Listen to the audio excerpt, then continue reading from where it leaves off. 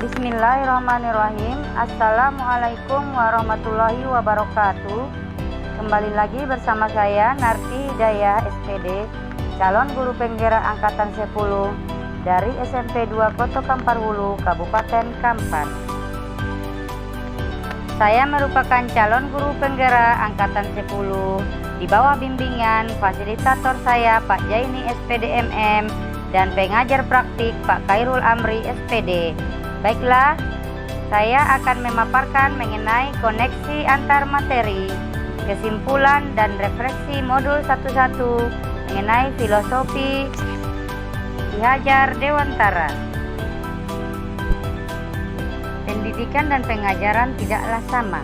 Pengajaran adalah bagian dari pendidikan. Menurut Ki Hajar Dewantara, pengajaran adalah proses pendidikan dalam memberi ilmu untuk kecakapan hidup anak secara lahir dan batin. Sedangkan pendidikan pada hakikatnya adalah menuntun atau memberi tuntunan terhadap segala kekuatan kodrat yang dimiliki anak agar bisa mencapai keselamatan dan kebahagiaan yang setinggi-tingginya, baik sebagai manusia maupun sebagai anggota masyarakat. Pendidikan sejatinya menciptakan ruang bagi murid untuk bertumbuh secara utuh agar mampu memuliakan dirinya dan orang lain serta menjadi mandiri. Selanjutnya, refleksi ini akan saya mulai dengan 3 pertanyaan. Yang pertama, apa yang saya percaya tentang murid dan pembelajaran di kelas sebelum saya mempelajari modul ini? Yang kedua, apa yang berubah dari pemikiran atau perilaku saya setelah mempelajari modul ini? Dan pertanyaan yang ketiga, apa yang dapat segera saya terapkan lebih baik agar kelak saya mencerminkan pemikiran Ki Hajar Dewantara? Berikutnya, sebelum saya mempelajari modul 1.1, saya beranggapan bahwa semua siswa dapat mengikuti cara belajar yang dilakukan oleh guru, asal siswa tersebut memperhatikan penjelasan dari guru. Yang berubah dari pemikiran atau perilaku saya setelah mempelajari modul 1.1 adalah setiap anak memiliki kodrat alam sehingga setiap anak itu memiliki karismatik yang berbeda-beda. Siswa memiliki bakat sendiri-sendiri.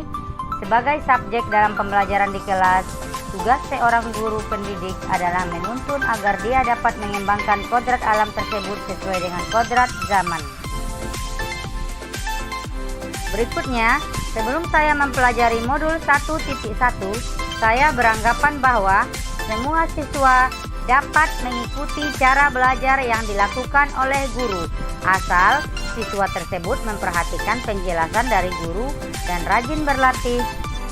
Yang berubah dari pemikiran atau perilaku saya setelah mempelajari modul 1.1, yakni ternyata siswa sebagai subjek pembelajaran, merekalah pemegang kendala pembelajaran.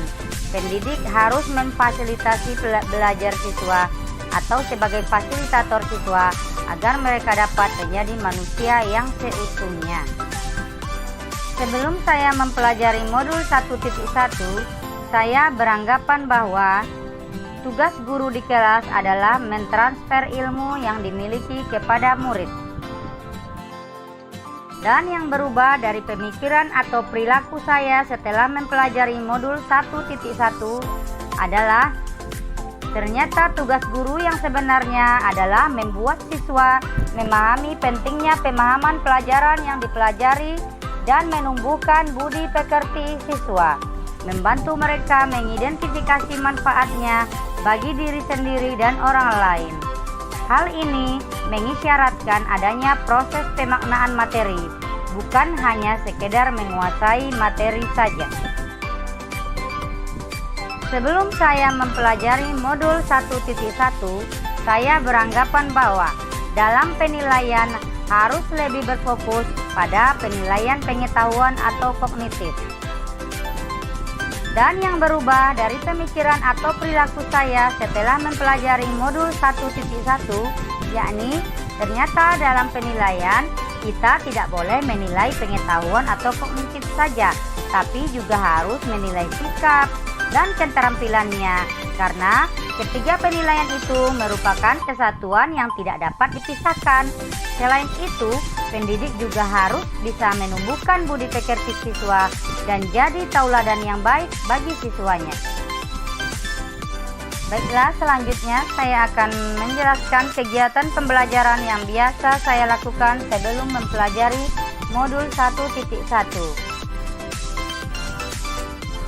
yakni saya saat di kelas, murid harus fokus pada saya atau pada guru, yakni teacher center. Dan saya berpikiran bahwa kesuksesan murid itu hanya dilihat dari aspek kognitifnya saja atau penilaian pembelajarannya saja. Hal ini merupakan fokus utama saya dalam pembelajaran di setiap kelas di sekolah saya.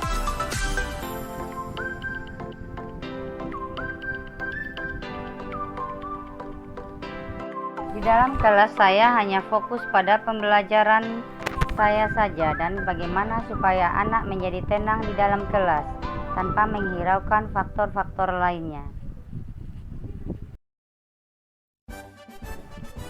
Supaya kelas saya mencerminkan pemikiran Ki Hajar Dewantara, penerapan yang akan saya lakukan di kelas antara lain, langkah pertama yang saya terapkan adalah membuat kesepakatan kelas bersama tentang proses pembelajaran di kelas yang akan dilaksanakan pada hari itu dan untuk hari-hari berikutnya. Kemudian saya akan menampung masukan dan membuat kesepakatan bersama.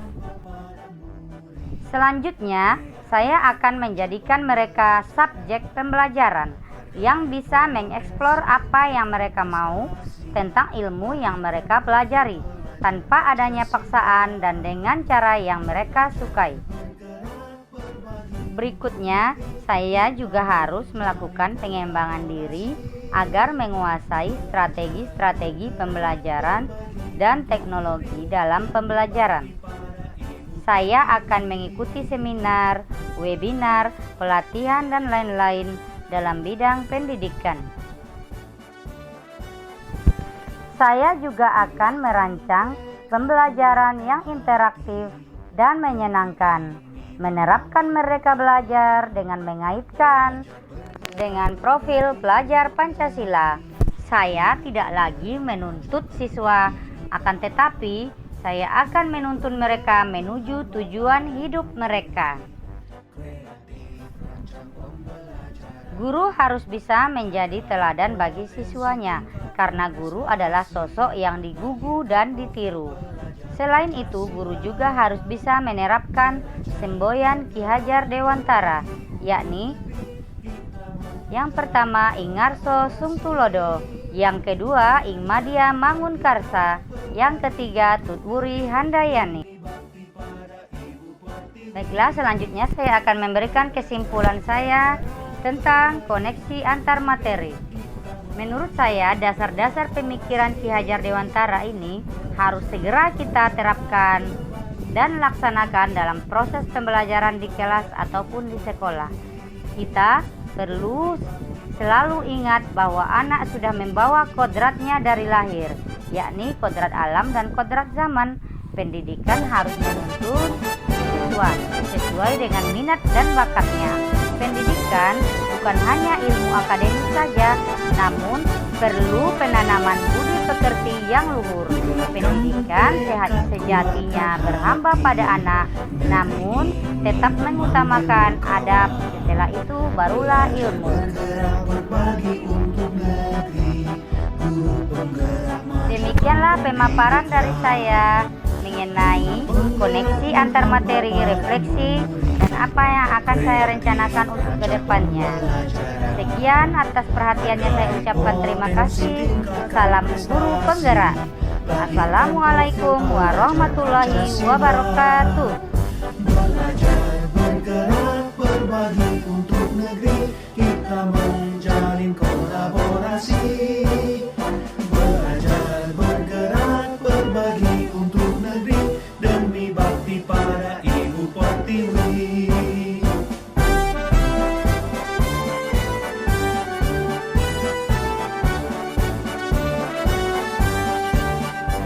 Kuatkan tekad, kuatkan hati, negeri ini memanggilmu.